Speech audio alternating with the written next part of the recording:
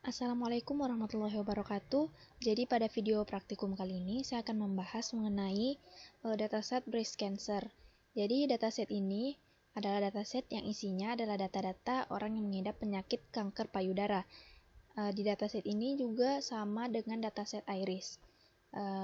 Di sini saya menggunakan model support vector machine atau SVM. Sebelum kita menyiapin datasetnya, kita import library-nya dahulu. Di sini saya gunain library pandas, import pandas SPD, import numpy snp, import matplotlib.pyplot splt. Nah, kemudian kita siapin datasetnya. Yang pertama kita import dulu library-nya dari scikit-learn datasets. From scikit-learn datasets import load breast cancer. Kemudian di sini kita buat objek baru namanya cancer. Lalu kita panggil library-nya yaitu load breast cancer. Dan kita panggil si objek yang tadi cancer. Nah, setelah di run itu di sini kita bisa lihat deskripsinya. Nah, ini tuh deskripsi dari datasetnya. File namanya breastcancer.csv. Nah, ini array-nya.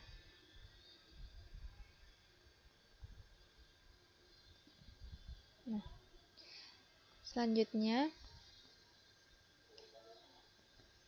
kita panggil datasetnya dengan setelah kita panggil datasetnya dengan sintak cancer tadi.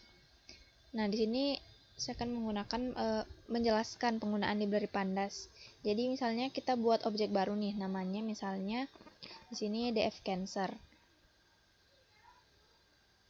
Nah, di objek ini tuh kita gunain sebagai objek untuk menampung data frame-nya. Jadi kita gunakan library pandas dan kita gunain function data frame supaya menampilkan ke dalam tabel yang lebih rapi. Nah, ini hasil run-nya kalau kita menggunakan data frame, jadi dia lebih rapi hasilnya. Di sini supaya data frame-nya menampilkan data-data yang ada di datasetnya, data anggota atribut, ataupun nilai X-nya, dan juga menampilkan target yaitu Y. Nah, setelah di run maka tampilannya akan terlihat seperti ini, lebih rapi.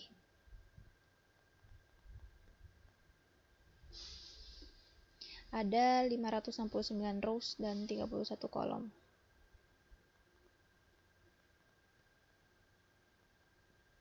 Nah, setelah itu kita lakuin splitting manual untuk misahin nilai data X dan data Y, yaitu merupakan targetnya. Jadi dengan menggunakan splitting manual ini, nilai X-nya dari min radius sampai ke worst fractal dimension, dan nilai Y-nya adalah si targetnya. Kemudian kita pisahin dengan cara kita buat dulu objek baru, yaitu X. Terus kita gunain function yang udah kita gunain sebelumnya, yaitu function drop. Terus di dalam kurung, ini tuh si drop yang akan kita drop adalah si targetnya. Target. Artinya di sini kita akan membuang nilai si target ini dari variabel X. Jadi nanti kolom target ini tidak termasuk nilai X. Dan kalau kita mau ngelihat, kita pakai fungsi head. Di sini x.head. Dan ketika di running, hasilnya akan seperti ini. Kita lihat udah nggak ada si kolom untuk target, udah dipisahin. Nah, kita lihat dataset yang sebelum kita splitting.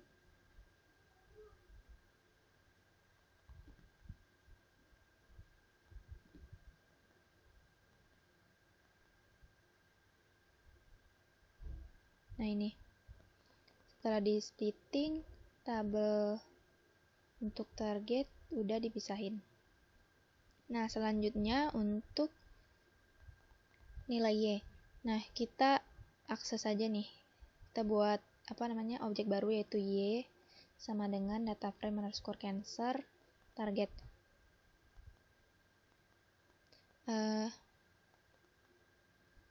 Kemudian kita panggil aja si objek y-nya.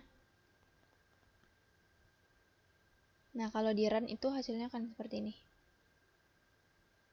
Jadi x dan y-nya itu udah dipisahin. Nah, ini tuh cuman dari target aja yang ditampilin. Kemudian kita gunakan splitting. Nah, di sini gunanya splitting itu untuk ngebagi dataset yang ada, yaitu sebagai xtrain, xtest, ytrain, dan ytest dengan menggunakan fungsi train test split.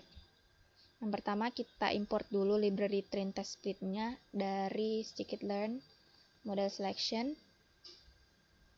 Kemudian kita buat 4 variabel yang akan kita jadiin variabel penampung dari dataset yang akan kita bagi, yaitu xtrain, xtest, ytrain, dan ytest.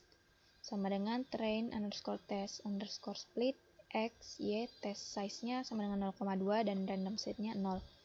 Dan untuk nampilinnya kita tinggal gunain sintaks print xtrain shape dan print xtest-nya. Sini ketika di run hasilnya adalah 455,30 dan 114,30. Nah, jadi artinya di sini tuh xtrain-nya di dimensi 455 dari 569 data. Sedangkan untuk data testingnya adalah 114 dari 569 data yang ada. Nah, setelah kita lakuin splitting, artinya datanya itu udah siap kan untuk di training dan untuk di testing. Nah, kita lakuin dulu training dengan menggunakan model SVM.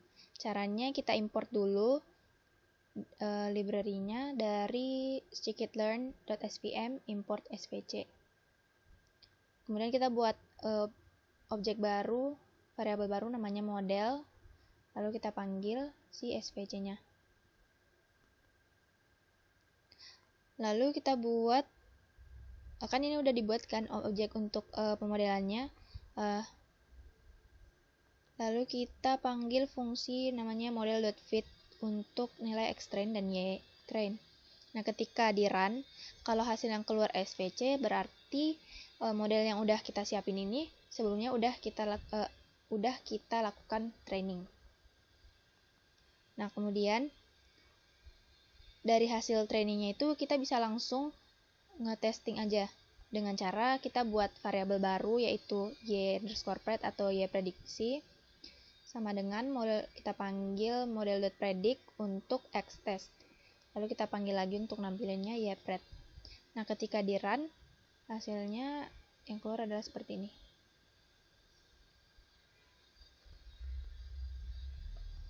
Nah, jadi si ypred ini fungsinya itu sebagai penampung data-data prediksi dari xtest yang udah kita punya. Nah, selanjutnya untuk evaluasi kita gunakan teknik evaluasi confusion. Nah, sebelumnya kita import dulu library-nya dari scikit-learn matrix, import confusion underscore matrix, classification underscore report. Nah, classification underscore report ini digunakan untuk melihat akurasinya. Setelah diimport, kita tinggal bandingin nih dengan cara kita panggil si confusion matrix-nya untuk bandingin y-test dan y-pred-nya. Nah, di sini kita buat dulu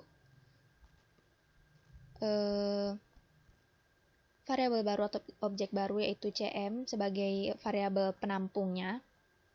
Kemudian np.array confusion matrix yang akan kita bandingin yaitu y-test dan y-pred.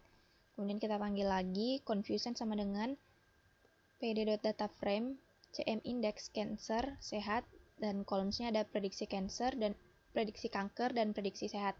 Kemudian kita panggil lagi untuk nampilinnya confusion. Nah, dengan cara ini tuh jadi ketika di run hasilnya akan terlihat lebih rapih. Nah, di sini kita bisa lihat dia terlihat dia nampilin sebagai data frame. Nah, lalu untuk melihat akurasinya kita tinggal print aja, print classification underscore report untuk y-test dan y-pred. Nah, ketika di run, sini kita bisa lihat akurasinya adalah 0,93. Artinya, model pembelajaran kita menggunakan model support vector machine ini udah lumayan bagus. Nah, mungkin itu saja untuk video praktikum dataset dengan menggunakan model support vector machine. Mohon maaf apabila ada kekurangan dan kesalahan. Terima kasih sudah menonton video ini. Wassalamualaikum warahmatullahi wabarakatuh.